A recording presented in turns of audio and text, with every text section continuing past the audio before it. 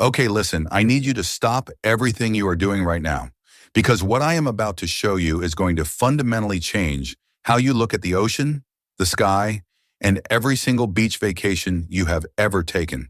And honestly, if you care about your family's safety, you need to watch this entire video because the information here could literally save your life one day. Now, before we dive in, do me a massive favor and smash that subscribe button right now, because this channel goes deep into the science that mainstream media completely ignores. And trust me, you do not want to miss what we uncover next. All right, let us get into this. Picture this scenario with me. You are standing on a beautiful beach in Argentina. The sun is blazing at nearly 40 degrees Celsius. Families are everywhere. Kids are building sandcastles. Couples are taking sunset photos, and the ocean looks absolutely perfect. Crystal clear, calm waters, not a storm cloud in sight. Now I want you to imagine that in the next 90 seconds, a 30-foot wall of water is going to come screaming toward that beach. But here is the terrifying part. There was no earthquake. There was no volcano. There was no hurricane or tropical storm. The killer came from above, from the sky itself, and nobody saw it coming. On January 12th, 2026, at exactly 4:15 in the afternoon, the atmospheric pressure over Argentina's Atlantic coast dropped by just a few millibars. Now let me put this into perspective for you.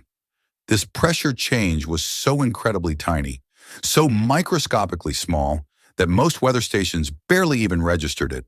Your body could not feel it. Your phone could not detect it. But here is what makes this so absolutely bone-chilling. The ocean felt it, and the ocean responded by transforming that invisible atmospheric shift into a liquid missile that turned a peaceful family beach into an absolute war zone. I want you to really understand what happened here, because this is not some Hollywood disaster movie. This actually happened to real people on a real beach, and it represents a threat that scientists are now frantically trying to understand. We are living in an era where our climate has become so chaotic, so unpredictable, that even the air above our heads has learned how to create tsunamis. Let that sink in for a moment. Now, you are probably wondering, how in the world can the atmosphere create a tsunami? And that is exactly what I thought when I first stumbled onto this research. So let me break this down in a way that actually makes sense. You see, the tsunamis that most people know about, the ones we see in disaster movies and news coverage, those are triggered by earthquakes deep beneath the ocean floor. The earth shakes, displaces a massive amount of water, and that water races across the entire ocean until it slams into some distant coastline. We have warning systems for those. We can track them for hours as they cross the Pacific. People have time to evacuate, but what hit Argentina was something completely different. Scientists call them meteotsunamis, and they are born from something far more subtle and, honestly, far more terrifying. These waves are generated when rapid changes in barometric pressure, the weight of the air above us, displaces a body of water. The storm itself does not create the wave directly. Instead, it creates a pressure disturbance that travels across the ocean's surface like a ripple. And when the conditions line up perfectly, when the speed of that atmospheric disturbance matches something called the natural frequency of wave oscillation in the water below, that is when things get deadly. Scientists have a name for this phenomenon. They call it Proudman resonance, and it is absolutely fascinating and terrifying at the same time. What happens is the wave does not just form and dissipate. It actually feeds on the atmospheric energy, growing exponentially stronger with each pulse of pressure. It is like pushing someone on a swing at exactly the right moment. Each push adds more energy, more height, more momentum. Except in this case, the swing is a wall of water and the playground is a crowded beach. And here is something that really caught my attention during my research. This is not some new phenomenon that just started happening. Different cultures around the world have been documenting these events for centuries, and they have given them their own names. In Spain's Balearic Islands, they call it Risaga. In Japan, it is known as Abiki. The Croatians call it Shiga. In Sicily, they refer to it as Marobio. These are not ancient myths or folktales. These are documented disasters that have been striking coastlines for as long as humans have lived near the ocean. So why Argentina? Why did this particular stretch of coastline become ground zero for one of the most dramatic Meteotsunami events in recent history? Well, it turns out that geography was hiding a deadly secret all along. The continental shelf extending from Santa Clara del Mar creates exactly the kind of shallow water environment that acts like an amplifier for incoming pressure waves. Think of it like this. When atmospheric disturbances travel over deep water out in the open ocean, they remain relatively small, almost unnoticeable. But as they approach the coast and the water gets shallower, those waves compress and grow, sometimes dramatically. But it gets worse. The local bay geography added another layer of amplification. Oceanographers describe it as a funnel effect, where wave energy gets concentrated into a narrow coastal zone.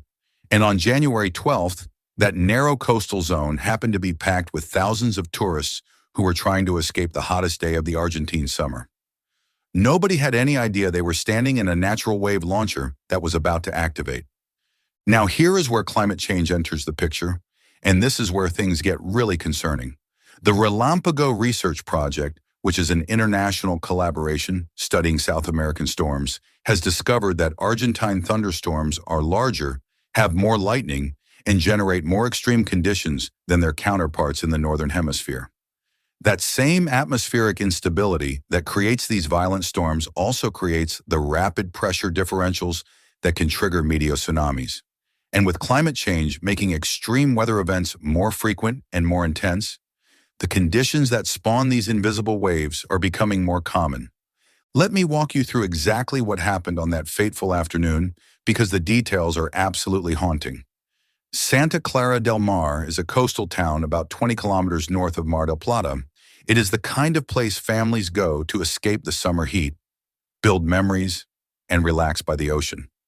At approximately 4:15 in the afternoon, witnesses reported something they had never seen before.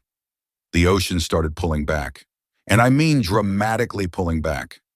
Several meters of seafloor became suddenly visible along the shoreline. Now, for anyone who understands what that means, that sudden withdrawal of water is the clearest possible warning that something catastrophic is about to happen. But here is the heartbreaking reality. Most people on that beach had no idea what they were witnessing. Some actually walked toward the receding water, curious about the exposed sand and seashells. Others pulled out their phones to take pictures. They thought it was interesting, maybe some kind of unusual tide. They had less than 2 minutes to live normal lives before everything changed. When the sea returned, it came as a violent, devastating surge.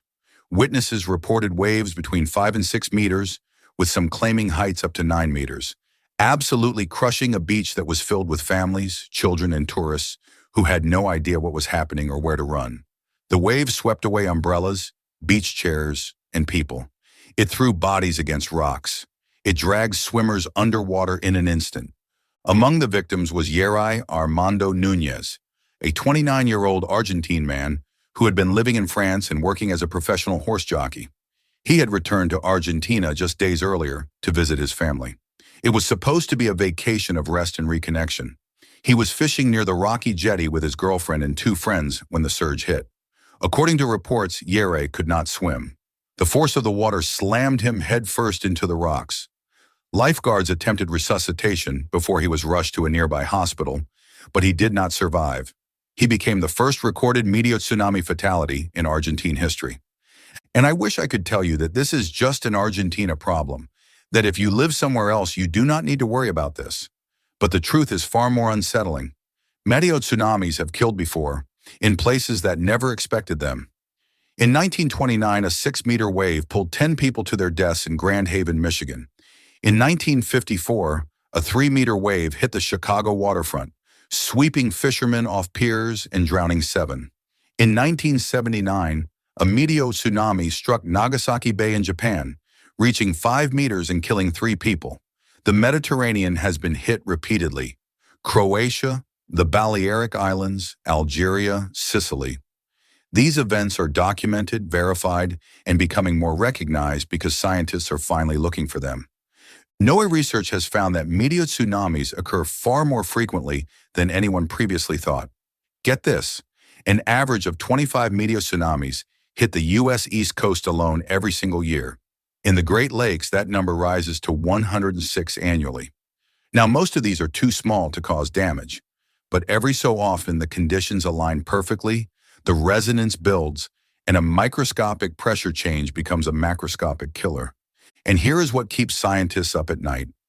Similar continental shelf configurations, the kind that amplified Argentina's wave, exist near major population centers worldwide. The Mediterranean, where millions of tourists crowd beaches every summer. The Great Lakes, where over 100 of these events happen each year. The Caribbean, where island nations have extremely limited evacuation options. The Gulf Coast, where flat terrain makes vertical escape nearly impossible. Now you might be thinking, okay, this is scary, but surely we have warning systems for this kind of thing, right? And this is where things get really frustrating. The fundamental problem with meteotsunamis is that they exist in a warning gap that current technology simply cannot fill. When an earthquake triggers a tsunami in Japan, monitoring systems can provide hours of warning to Hawaii. Sensors on the seafloor detect the pressure signature. Computer models predict arrival times. Sirens sound. People evacuate with time to spare. None of that infrastructure works for meteotsunamis. The atmospheric pressure changes that trigger them are too subtle for standard weather stations to flag as dangerous. A drop of a few millibars registers as background noise. The waves form too quickly, often within minutes of the triggering event reaching the coast. And because the phenomenon is so localized, affecting just one harbor or one stretch of beach, there is no continental early warning system to activate. NOAA scientists have identified the atmospheric conditions likely to generate meteotsunamis, but translating that knowledge into actionable warnings remains a work in progress. As one senior scientist noted, and I am paraphrasing here, there is no forecast model that can effectively predict when these waves will strike. Some regions have developed prototype systems. The Balearic Islands operate something called BRIFS, a Resaga forecasting system. Croatia has developed CMEWs for Adriatic Sea monitoring, but these are exceptions, not standards. For most coastlines on Earth, there is no warning. So what can you actually do to protect yourself and your family? Because here is the uncomfortable truth. We cannot yet predict these events reliably. We cannot stop them from happening, but we can learn to recognize the one warning sign that nature provides, and it is the same warning that was given on that beach in Argentina. If you are ever at the beach on a calm day, no earthquake, no storm, no obvious explanation, and you see the water suddenly and dramatically pull back from the shore, exposing seafloor that is normally underwater, do not walk toward it. Do not photograph it. Do not wait to understand what is happening. You run. You run inland, you run to high ground, and you do not stop until you are well away from the coast. Because you might have 90 seconds, you might have less. That receding water is nature's only warning, and for the people who understand it, it is the difference between life and death. What happened in Argentina on January 12, 2026, was not just a tragedy for one coastal community, it was a global wake-up call. Scientists around the world are now racing to develop better detection methods. Machine learning systems are being trained to identify pressure signatures. Atmospheric models are being refined. International conferences have convened researchers from 18 countries to share data and build early warning frameworks. But technology development takes years. Climate change is not waiting. And every summer, millions of people crowd onto beaches that may be sitting on hidden amplification systems, primed to activate without warning. The same atmospheric dynamics that are making heat waves more deadly are making the air more volatile. The same warming that is creating more extreme weather is loading the gun for more of these invisible tsunamis. I want to know what you think about this. Should coastal communities around the world be required to install meteotsunami warning systems? Have you ever witnessed a sudden sea withdrawal or an unexplained wave event? Drop your thoughts and experiences in the comments below because I read every single one. And if this video opened your eyes to a threat you did not know existed, imagine what else is out there that we are not being told about. Make sure you are subscribed and have that notification bell turned on because this channel is committed to going where the data leads, even when that means covering the most dangerous forces on our planet that we cannot see coming. I will see you in the next one. Stay safe out there.